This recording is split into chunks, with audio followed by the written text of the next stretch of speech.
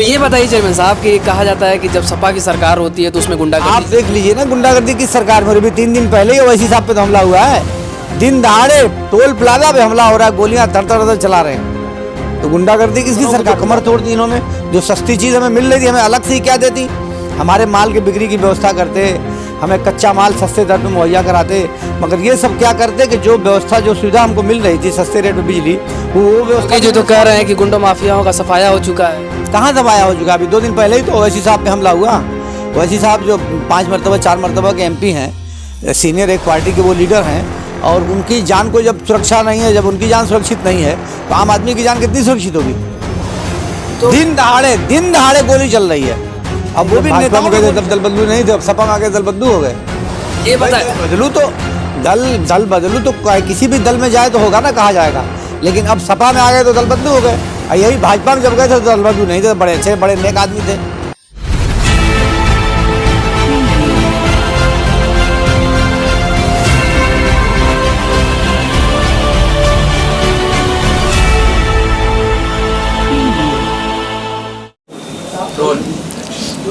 स्वागत है आप सभी का BTS न्यूज़ में। इस वक्त हम लोग उत्तर प्रदेश के मऊ जनपद में मौजूद हैं। हमारे साथ वैसे तो परिचय के मोहताज नहीं है, एक्स चेयरमैन है मऊ जनपद के। तो सबसे पहले चेयरमैन साहब आपका BTS न्यूज़ में बहुत स्वागत है। बहुत धन्यवाद। चेयरमैन साहब ये बताइए कि यूपी का विधानसभा चुनाव होने वाला है, क्या हलचल मचेगी इस बार? अब बहुत मतलब हलचल मची हुई है, सरकार बदल रही है, बहुत पूर्ण बहुमत से समाजवादी पार्टी की सरकार आ रही है, गठबंधन की सरकार आ रही है। अच्छा, ये बताइए कि भाजपा सरकार जिस तरह से प्रचार प्रसार कर रही है, क्या लगता है, कुछ उम्मीद है इसकी? देखिए, प्रचार प्रसार तो हर कोई अपने संसाधन के अनुसार कर ही रहा है, लेकिन जनता में जो प्रचार है बीजेपी के खिलाफ बहुत नाराज़गी है लोगों में। और इसलिए बीजेपी की सरकार बनेगी नहीं, क्योंकि इन्होंने 5 साल में कोई काम तो किया नहीं, मनगढ़ंत बातें की और धमकी दी, ठोक दो की नीति अपनाई। तो ऐसे सरकार थोड़ी नहीं चलती भाई। सरकार जनता चुन के बनाती है आपको, इसलिए थोड़ी बनाती है कि आप धमकी देते फिरे हैं। तो इसलिए सरकार बनने वाली नहीं है दोबारा। योगी आदित्यनाथ का एक बयान आया था कि मैं मई जून में भी शिमला बना दूंगा, क्या इसमें क्या कहेंगे इस पे? अब आप खुद ही बताइए कि आप तो पत्रकार हैं कि क्या इस तरह से किसी मुख्यमंत्री को धमकी देना शोभा देता है कि मैं शिमला बना दूंगा या गर्म कर दूंगा या चर्बी निकाल दूंगा? इस टाइप के जुमले मुख्यमंत्री इस्तेमाल करते हैं तो ये तो कदापि उचित नहीं है। समाजवादी पार्टी से जयंत चौधरी गठबंधन किए हैं, तो उन्होंने अपनी सभा में ये कहा कि मैं चर्बी निकाल दूंगा। नहीं, उन्होंने ये नहीं कहा कि चर्बी निकाल दूंगा। उन्होंने ये कहा है कि जनता इतना ज़्यादा वोट दे कि इनकी सारी जो चर्बी है वोट के माध्यम से इनकी सारी चर्बी निकल जाए। तो वो एक दूसरे सेंस में कहा, उसमें कोई धमकी नहीं है। उसमें उन्होंने कहा कि इनका असर ख़त्म हो जाए, इनका जो ऐंठन लगा हुआ है बहुत, वो ऐंठन ढीला हो जाए, उनके ये कहने का मतलब है। चेयरमैन साहब ये बताइए कि बीजेपी सरकार में महिलाएं कितनी सुरक्षित हैं? बीजेपी तो ये कह रही है कि जब 5 साल पहले सपा की सरकार थी उसमें महिलाएं या फिर मतलब सुरक्षा बहुत कम थी, लेकिन हमारी सरकार में सब कुछ मिल रहा है सुरक्षित। भाई बीजेपी सरकार में ही तो घटनाएं हो रही हैं कि रात में घटना हो जा रही है, रात में रेप हो रहा है और रात में ही पुलिस उस महिला को अंतिम संस्कार भी कर दे रही है। ऐसा कहीं सुना था क्या आपने? ये बीजेपी की सरकार ही पे तो हुआ है घटना। और समाजवादी पार्टी की जब सरकार थी तो महिला हेल्पलाइन बनाई गई जो आज भी काम कर रही है। भले ही उसमें वो व्यवस्था नहीं है जो पहले थी, लेकिन समाजवादी पार्टी की सरकार ने महिलाओं को कन्या विद्या धन दिया। समाजवादी पार्टी की सरकार ने महिलाओं को आपके लैपटॉप दिया। समाजवादी पार्टी की सरकार ने 30% निकायों में रिजर्वेशन दिया, महिलाओं को 33% रिजर्वेशन दिया। समाजवादी पार्टी ने महिला हेल्पलाइन शुरू की। समाजवादी पार्टी ने महिलाओं के लिए समाजवादी पेंशन योजना की शुरुआत की। 52 लाख महिलाओं को समाजवादी पेंशन योजना दी गई। ये अपना गिनावा इन्होंने महिलाओं के लिए क्या किया है? ये बेला वजह के हितैषी बनते हैं महिलाओं के। सपा पे आरोप लगा रहे हैं जो बीजेपी के प्रदेश अध्यक्ष हैं, उन्होंने कहा कि टोपी और पोटली को समाजवादी पार्टी अपने जेब में लेकर घूम रही है सपा के नेता। देखिए, जब सरकार 5 साल की सरकार है इनके पास, 7 साल की सरकार केंद्र में है, तो इनको अपना कारगुजारी बतानी चाहिए। मगर कारगुजारी न बता के जो धार्मिक मुद्दे हैं या नफ़रत फैलाने वाले जो बातें हैं वो ये करके हिंदू और मुस्लिम का कार्ड खेलना चाहते हैं। चूँकि इनके पास कोई मुद्दा तो बचा नहीं है, तो कभी ये टोपी की बात करेंगे, कभी कुछ और बात करेंगे, कभी कुछ और बात करेंगे। मगर चूंकि बीजेपी को ये समझ में आ गया है कि हमारी सरकार हाथ से जा रही है, तो अपना आखिरी जो उनका ट्रूप का पत्ता है वो आप देखिए कि वो खेल रहे हैं, उस पर चल रहे हैं। अभी तक तो ये कहते थे कि सारे गुंडे प्रदेश छोड़ के भाग गए, प्रदेश जेल में चले गए, और दिन दहाड़े ही एक सांसद पे हमला होता है और वो सारे के सारे लोग बीजेपी के लोग निकलते हैं। तो कहाँ गुंडागर्दी कम हो गई? दिन दहाड़े ही एक एमपी जब सुरक्षित नहीं है तो हम दूसरे की क्या बात करेंगे? आम इंसान योगी जी तो कह रहे हैं कि गुंडा माफियाओं का सफाया हो चुका है। कहाँ दबाया हो चुका? अभी 2 दिन पहले ही तो ओवैसी साहब पे हमला हुआ। ओवैसी साहब जो 5 मरतबा 4 मरतबा के एमपी हैं, सीनियर एक पार्टी के वो लीडर हैं, और उनकी जान को जब सुरक्षा नहीं है, जब उनकी जान सुरक्षित नहीं है, तो आम आदमी की जान कितनी सुरक्षित होगी? तो दिन दहाड़े गोली चल रही है, अब वो भी नेताओं पे गोली चल रही है। तो उत्तर प्रदेश का जो विधानसभा, मऊ में 4 विधानसभाएं हैं, तो क्या हलचल मची हुई है, क्या माहौल बनेगा मऊ में? देखिए, मऊ की 4 विधानसभाएं जो हैं, सभी सीटें समाजवादी पार्टी जीतने जा रही है। मधुबन में तो दारा सिंह चौहान को, घोसी में दारा सिंह चौहान को अपने प्रत्याशी भी घोषित कर दिया समाजवादी पार्टी ने। 3 जो मऊ सदर की सीट है, और आपके मोहम्मदाबाद है या मधुबन की 3 सीट पे भी जल्दी प्रत्याशी हमारे आने जा रहे हैं, और 4 सीट हम लोग जीतने जा रहे हैं। दारा सिंह चौहान को दल बदलू नेता कहा जाता है, तो इसमें क्या कहेंगे कि भाजपा को छोड़ करके सपा में आए हैं, तो क्या लगता है कुछ बदलाव करेंगे इस बार? नहीं, जब भाजपा में गए थे तब दल बदलू नहीं थे, अब सपा में आ गए दल बदलू हो गए। ये बता, बदलू तो दल बदलू तो किसी भी दल में जाए तो होगा ना, कहा जाएगा। लेकिन अब सपा में आ गए तो दल बदलू हो गए।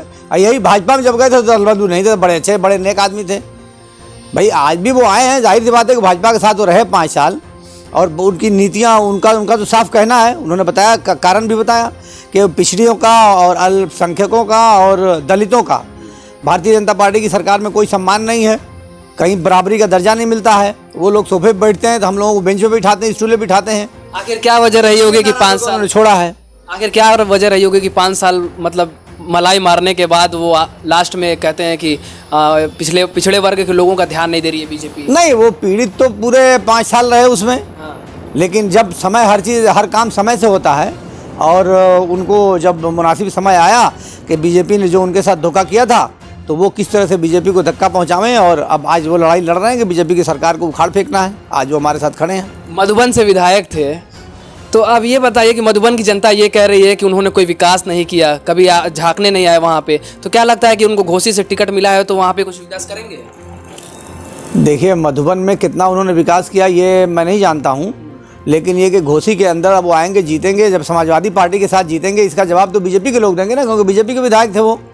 अब समाजवादी पार्टी से जीतेंगे तब इसका जवाब हम लोग देंगे। और समाजवादी पार्टी में जो भी विधायक है या जो भी चेयरमैन मैं रहा हूँ, 5 साल मेरी पत्नी चेयरमैन रही हैं, तो आप देख लीजिए नजर उठा कितना विकास किया गया। या आपके सुधाकर सिंह रहे हैं, उन्होंने भी देखिए बहुत विकास किया। इधर बैजनाथ पासवान थे सपा के विधायक, उनके क्षेत्र में भी जाइए देखिए बहुत विकास किया है। तो अब ये भी समाजवादी पार्टी में आ गए तो इनके द्वारा भी विकास के कार्य किए जाएंगे। तो भाजपा का एक नारा है, सोच ईमानदार काम असरदार, क्या कितना असर आएगा चुनाव पे इसका? देखिए, नंबर 1 तो सोच ईमानदार ही नहीं है, नंबर 1 तो बात यही है, उन्होंने पिछड़ों और दलितों और अल्पसंख्यकों की बड़ी अनदेखी की है। वहाँ तो सिर्फ अगड़ों का राज चलता है, और उस राज में भी किसी को फ़ायदा नहीं पहुँचता है। सारे लोग पीड़ित हैं, सारे लोग दुखी हैं, और यही कारण है कि सब लोग नाराज़ हैं। आप देखिए ना, किसान इतना बड़ा आंदोलन चलाया, 1 साल तक किसान सड़कों में बैठा रहा, तब किसी के पास जाने की फुर्सत नहीं मिली। और अब जब चुनाव का करीब आ गया, जब देख रहे हैं कि हमारी सरकार जा रही है, तो गृह मंत्री जैसे बड़े नेता गांव-गांव गली-गली घूम रहे हैं कि घर में जाके दरवाजा पर दस्तखत दे रहे हैं। इससे आप खुद अंदाज़ा लगाइए कि इनको मालूम है कि हमारी मऊ जनपद जो है ये बुनकरों की नगरी है, तो बुनकरों का मूड क्या बना है? देखिए, समाजवादी पार्टी की जब सरकार थी तो फ्लैट रेट का पासबुक बना दिया, सस्ते दर में बिजली दी। लेकिन जब बीजेपी की सरकार आई तो इन्होंने उस फ्लैट रेट के पासबुक वाले सिस्टम को ख़त्म कर दिया, बिल का सिस्टम लागू कर दिया। 4 साल तक हम लोग लगातार सरकार के पास दौड़ते रहे, सरकार आश्वासन देती रही, और आखिरकार उस फ्लैट रेट की व्यवस्था को नहीं लागू किया। तो बुनकर तो बहुत दुखी है, बुनकर तो भारतीय जनता पार्टी से बेहद खफा है, क्योंकि बुनकरों की तो कमर तोड़ दी इन्होंने। जो सस्ती चीज़ हमें मिल रही थी, हमें अलग से ही क्या देती, हमारे माल की बिक्री की व्यवस्था करते, हमें कच्चा माल सस्ते दर पे मुहैया कराते, मगर ये सब क्या करते कि जो व्यवस्था, जो सुविधा हमको मिल रही थी सस्ते रेट पे बिजली, वो व्यवस्था भी इन्होंने समाप्त कर दी। तो जाहिर सी बात है कि अब बुनकर तो बेहद नाराज़ हैं, और इसमें बुनकर अपनी ताकत दिखाएगा और सरकार बदलने का प्रयास करेगा। बुनकरों का ये कहना है कि स्थानीय नेता को उठाया जाए जो बुनकरों की आवाज़ को पहुंचा सके, तो इसमें क्या मतलब क्या लगता है? देखिए, नेता स्थानीय और गैर स्थानीय का कोई इशू नहीं होता। जो लोग भी ये बात उठाते हैं वो गलत है। कोई भी आवे, जो जीते काम करे। हमारे लिए कोई मकामी ही आदमी रह के कोई काम ही ना करे तो क्या मतलब है। लेकिन कहीं दूसरी जगह का भी अगर आदमी आके लड़ता है और अगर वो काम करता है, हमारे शहर में रहता है, यहीं का होके रह जाता है, तो इसमें कोई दिक्कत नहीं है। हमें उपलब्ध होना चाहिए, जनता के दुख दर्द में शामिल होना चाहिए, बस। और क्या। दारा सिंह चौहान मऊ के तो नहीं है फिलहाल, वो तो आजमगढ़ से हैं, तो क्या इसी वजह से तो नहीं ना उन्होंने विकास किया मधुबन का? कोई विकास नहीं हो पाया वहाँ पे?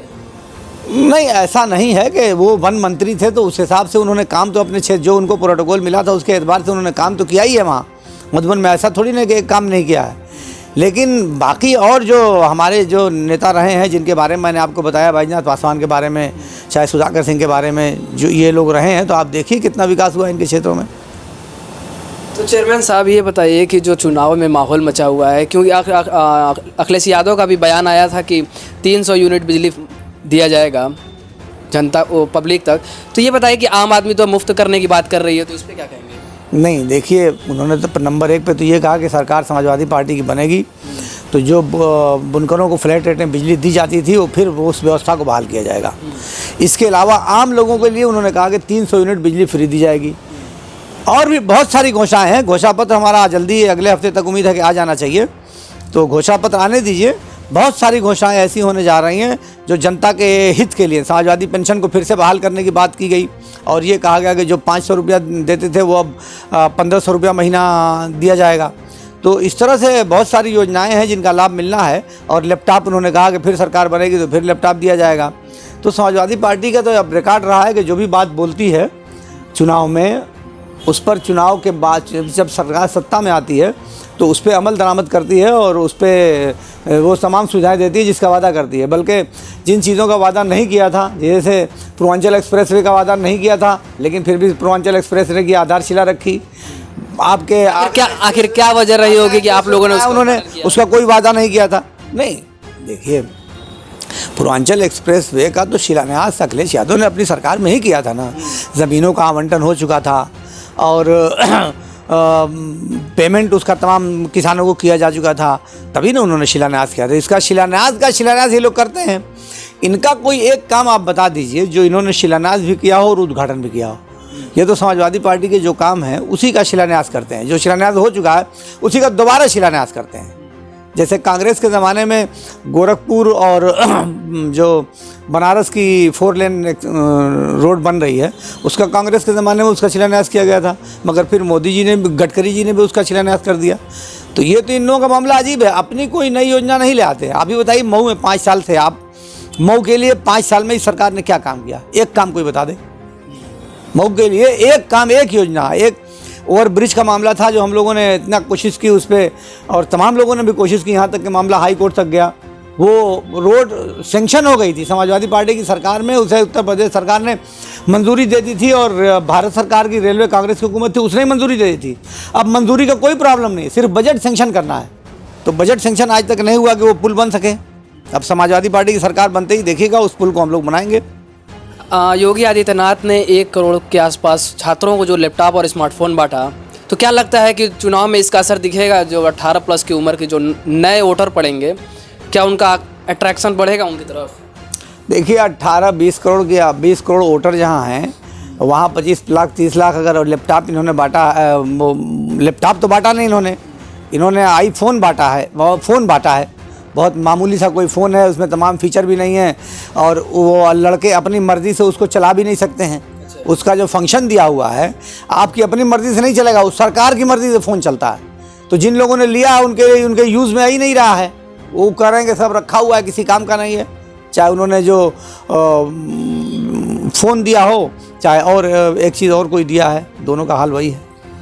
तो चेयरमैन साहब, मायावती भी कह रही हैं कि गठबंधन कह रहे हैं, मायावती कह रही हैं कि हमारी सरकार बनने वाली है, तो क्या लगता है आएंगी वो भी? देखिए, सरकार तो समाजवादी पार्टी की बन रही है और तमाम जितने भी सर्वे आ रहे हैं उन सभी सर्वे में ये दिखाया जा रहा है कि सीधा मुकाबला समाजवादी पार्टी और भारतीय जनता पार्टी का है। तो जब इन दोनों पार्टियों का मुकाबला है तो जाहिर सी बात है कि बाकी पार्टियों के जो सर्वे में दे रहा है तो वो तो बहुत कम दे रहा है, तो वो सरकार बनाने की स्थिति में कहाँ से आ जाएंगे? वो लोग बाकी कोई पार्टी, कांग्रेस हो चाहे बहुजन समाज पार्टी हो, ये इनका मुकाबला नहीं है। मुकाबला तो बीजेपी का सीधा समाजवादी पार्टी से, और समाजवादी पार्टी बहुत आगे है। हमारे नेता ने कहा है कि 400 सीटें तक हम जीतेंगे, तो हम भी ये कहते हैं कि 400 सीटें हम जीतेंगे। चेयरमैन साहब, बुनकरों के लिए अगर मान लीजिए सरकार बनती है सपा की, तो क्या लगता है बुनकरों के लिए, बुनकरों का जब फ्लैट रेट रुका हुआ है वो बहाल होगा? हाँ, वो तो कह दिया है हमारे नेता ने, घोषणा पत्र में भी वो बात आने जा रही है। हम लोगों ने खुद डेलीगेशन लेके मिला था अखिलेश यादव जी से। ऐसा तो नहीं ना है कि सपा सिर्फ कागजों पे रहेगा, जो जितना भी बयान आ रहा है। 1 हफ्ते में सरकार बनी तो 1 हफ्ते में मैं गारंटी देता हूँ कि बुनकरों का फ्लैट रेट बहाल होगा। 1 हफ्ता लगेगा। अच्छा। मैं जाके अपने हाथ पकड़ के बहाल करा के ले आऊँगा। चेयरमैन साहब, मऊ में अभी असमंजस में लोग पड़े हुए हैं कि मऊ में विधायक मतलब अभी तक टिकट क्लियर नहीं हुआ है सपा का, तो इस पे क्या कहेंगे, क्या लग रहा है? नहीं तो बीजेपी का ही कहाँ क्लियर हुआ है, हमारा ही नहीं क्लियर हुआ तो बीजेपी का भी नहीं क्लियर हुआ है।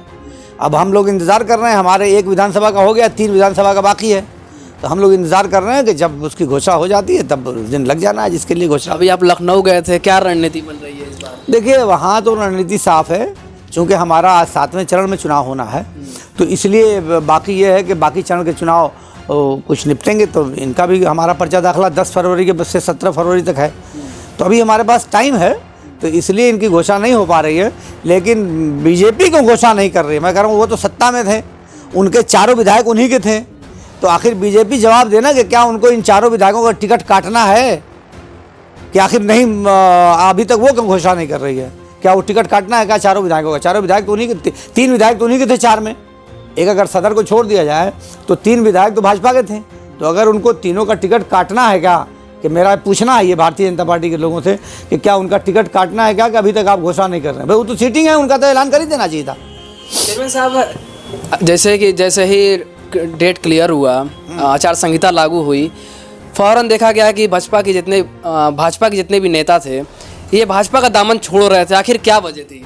देखिए, भाजपा में जितने भी पिछड़ी जाति के जो नेता हैं वो सब बहुत दुखी हैं, और पिछड़ी जाति ही क्या, सभी जाति के दुखी हैं, लेकिन पिछड़ी जाति के लोगों को ज़्यादा तिरस्कार किया गया और वो ज़्यादा दुखी हैं। इसलिए आप देख रहे होंगे कि ज़्यादातर उन्हीं नेताओं ने साथ छोड़ा है जिनकी वजह से उनकी सरकार बनी थी, जिन्होंने बीजेपी की सरकार बनाने में महत्वपूर्ण भूमिका निभाई, चाहे भारतीय समाज पार्टी रही हो, चाहे दारा सिंह चौहान रहे हों। ये सारे लोग जो इसीलिए इन लोगों की मदद से सरकार बनी, और जब सरकार बन गई तो इनकी कोई पूछ नहीं थी, न इनके समाज के लिए उन्होंने कोई काम किया।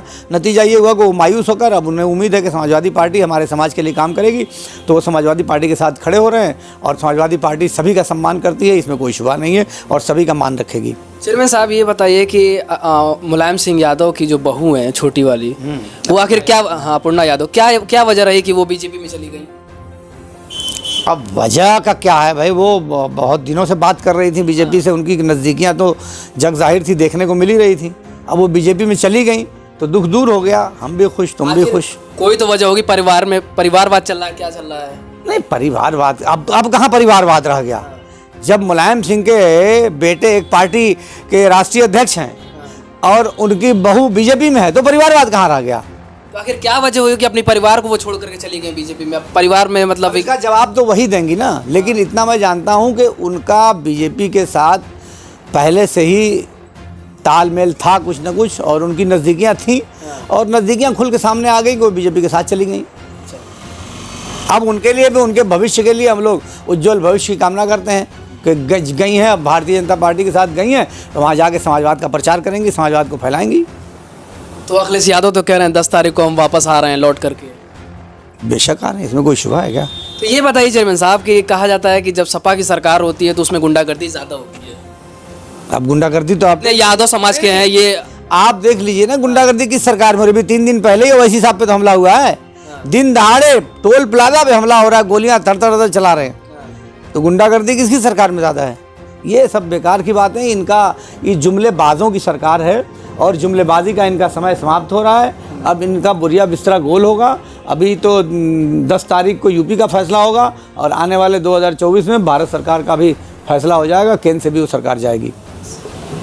जैसा कि हमारे साथ मौजूद थे मऊ जनपद के एक्स चेयरमैन हैं और समाजवादी पार्टी से जुड़े हैं, तो ऐसा में हम या उत्तर प्रदेश की मऊ जनपद से आपको ये रिपोर्ट दिखा रहे थे। वीडियो अगर अच्छी लगे हो तो चैनल लाइक करें, शेयर करें और चैनल को सब्सक्राइब करें। आगे की अपडेट इसी तरह देते रहेंगे। मैं मोहम्मद रेहान, उत्तर प्रदेश मऊ से। कैमरामैन धर्मेंद्र भारद्वाज के साथ।